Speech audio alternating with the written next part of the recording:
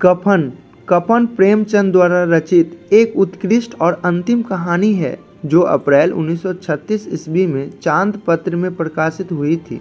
मूल रूप से यह उर्दू में लिखी गई थी जो दिसंबर 1935 ईस्वी में जामिया पत्रिका में प्रकाशित हुई थी। यह कहानी दलित चेतना से ओतप्रोत एक वातावरण प्रधान सामाजिक कहानी है। कहानी के मूल में आर्थिक विषमता, बेरोजगारी, निठल्लेपन की प्रवृत्ति, सामाजिक व्यवस्था है जो सर्वहारा वर्ग को स्वार्थी और जड़ बना रही है। उसकी स्वार्थपरता के आगे संवेदना समाप्त होती जा रही है। घीसू का बेटा माधव है। उसकी पत्नी बुधिया प्रसव वेदना से तड़प रही है। झोपड़ी के बाहर बैठे घीसू माधव उसके मरने की प्रतीक्षा कर रहे हैं। जब वह मर जाती है तो दुखी होने का नाटक करके काफ़ी चंदा जमा कर लेते हैं।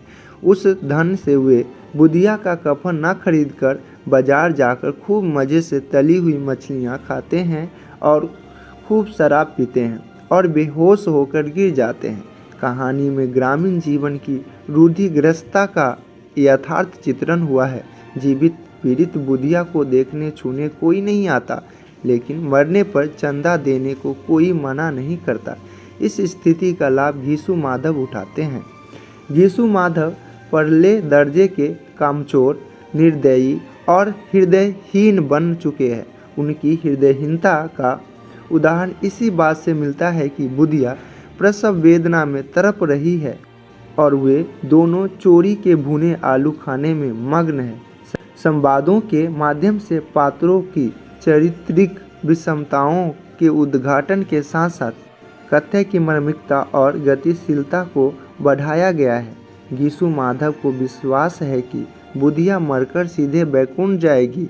इसके पीछे एक मर्मांतक विचारधारा है। जीते जी सुख के दर्शन न करने वाली बुधिया मरने पर सही सुख तो पा सकेगी। माधव अपने होने वाले बच्चे के प्रति उत्साहित नहीं है क्योंकि कहीं न कहीं वह इस कटु सत्य से परिचित है कि वह जन्म लेकर क्या करेगा। क्या वह भी उसी तरह नाली में रेंगते कीड़े के समान नहीं हो जाएगा। कहानी की एक एक पंक्ति अनेकानेक प्रश्नों को जन्म देती है। निर्विवाद रूप से यह प्रेमचंद की कालजयी रचना है।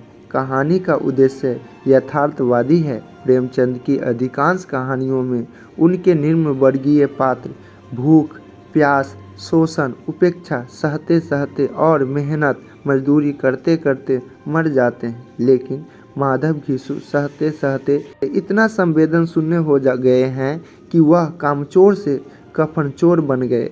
शोषण करने वाला समाज उन्हें प्रश्रय देता है।